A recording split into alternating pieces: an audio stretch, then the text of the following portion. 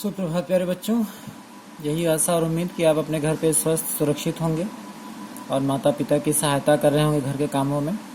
आपका समय अच्छा बीत रहा होगा। इसी उम्मीद के साथ आज हिंदी अक्षरा पाठमाला का तीसरा पाठ शुरू करते हैं। तीसरा पाठ उस महान शख्सियत के बारे में है जो न केवल अपनी सादगी के लिए जाने जाते हैं बल्कि अपनी विनम्रता और अपने आचरण के लिए जाने जाते हैं। लाल बहादुर शास्त्री, हमारे देश के प्रधानमंत्री। उनका जीवन अन्य सभी व्यक्तियों के लिए एक बहुत अच्छा उदाहरण है और उन्हीं के जीवन में तमाम ऐसे रोचक प्रसंग हैं जिनसे हम और आप बहुत कुछ सीख सकते हैं।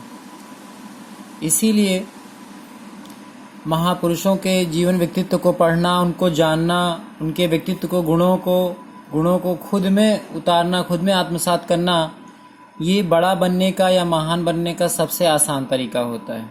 इसीलिए हमें और आपको जब भी खाली अवसर मिले, खाली समय मिले, तो महापुरुषों की जीवनी पढ़नी चाहिए, क्योंकि कोई भी व्यक्ति जन्म से बड़ा या महान नहीं बनता। वह बड़ा बनता है अपने कर्मों से, अपने संस्कारों से। तो जितने भी महापुरुष हुए हैं उनके अंदर ऐसा कौन सा गुण था, ऐसा कौन सा संस्कार था जिसकी वजह से वो महापुरुष कहलाए। ये आज भी इस संसार में अपने यश रूपी शरीर के द्वारा जीवित हैं, कि इनका देहांत तो हो चुका है, परंतु जो इनका यश रूपी शरीर है वह इस संसार में आज भी विद्यमान है, जिसकी वजह से जब भी कभी ऐसा कोई कार्यक्रम होता है या समारोह होता है तो वहाँ पर इनकी अमरता के नारे लगाए जाते हैं। आइए देख लेते हैं पंडित लाल बहादुर जी शास्त्री जी के बारे में क्या है। इस पाठ में देखें, उनके जीवन के रोचक प्रसंगों को पढ़ने का प्रयत्न करें। प्रेरक प्रसंग है, ये देख लीजिए। लाल बहादुर शास्त्री गांधी जी दोनों का ही जन्म 2 अक्टूबर को हुआ था और दोनों ही त्याग, ईमानदारी और सादगी की प्रतिमूर्ति थे। गरीब शिक्षक शारदा प्रसाद श्रीवास्तव की संतान लाल बहादुर शास्त्री जी के पिता का नाम शारदा प्रसाद श्रीवास्तव था। लाल बहादुर शास्त्री का बचपन निर्धनता में, गरीबी में बीता, किंतु प्रधानमंत्री के बनने के बाद भी वे अत्यंत सादगी से जीवन व्यतीत करते थे। उनके जीवन आदर्शों से प्रेरणा लेने योग्य कुछ रोचक प्रसंग इस पाठ में प्रस्तुत किए गए हैं। तो यहाँ पर कुछ रोचक प्रसंग रखे गए हैं जिनसे आपको कुछ न कुछ सीखना है और ऐसा ही बनना है।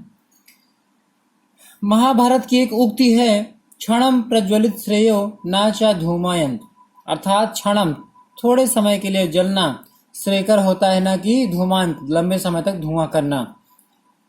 आप अपने घर में भी देखते हो, अगर चूल्हा हो तो उस चूल्हे में लोग वही आग पसंद करते हैं जो लगातार बिना धुआं किए जले। अगर धुआं करते हैं तो लोग कहते हैं भाई इसे बुझा दो, बहुत धुआं निकल रहा है इससे, ठीक है। तो क्या कह रहे हैं, लंबे समय तक धुआती हुई जिंदगी भी कोई जिंदगी है। गौरव का जीवन वह है जो कुछ क्षण प्रज्वलित होकर प्रकाश विकीर्ण कर जाता है। अर्थात जीवन छोटा ही हो लेकिन वह ऐसा जीवन हो जो गौरवपूर्ण हो और थोड़े ही समय में अपने गौरव का प्रकाश इस संसार में आलोकित करके, फैला करके समाप्त हो जाता है।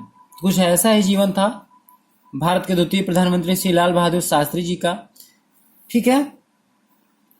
वे तन से भारतीय, वेशभूषा से भारतीय, भारत की आत्मा, गांव का साकार विग्रह। अर्थात तन से भारतीय, वेशभूषा से भारतीय, और जो उनकी आत्मा थी वो क्या थी, बिल्कुल भारतीय, गांवों की एकदम बिल्कुल निश्चल निर्मल थी। अपने लिए ना तो कोठी बनाई और ना ही अन्य प्रासाद, देश सेवा के लिए सर्वथा निष्प्रिय व्यक्तित्व था शास्त्री जी का।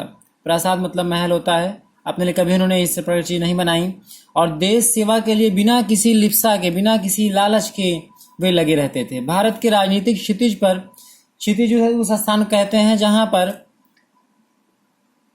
धरती और आसमान का मिलन होता है।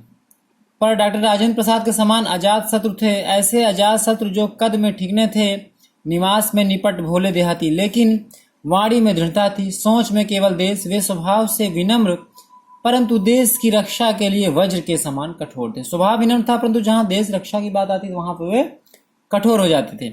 अकारण शत्रु बने, अकारण मतलब बिना कारण के, पाकिस्तान व उसका आका मतलब सरदार, अमेरिका को जो उन्होंने चुनौती दी वह विश्व में अद्वितीय है। उनकी दृढ़ता व संकल्प शक्ति को देखकर देश रोमांचित और विश्व आश्चर्यचकित था। तो इस पहले पैरा में ये कहा गया कि जीवन वह अच्छा होता है जो थोड़े समय का हो परंतु गौरवशाली हो।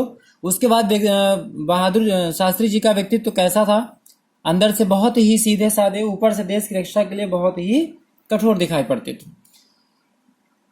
तो ये उनका स्वभाव हो गया। अब इसके बाद उनके कार्यकाल में क्या क्या चीजें हुई हम उसको देखेंगे।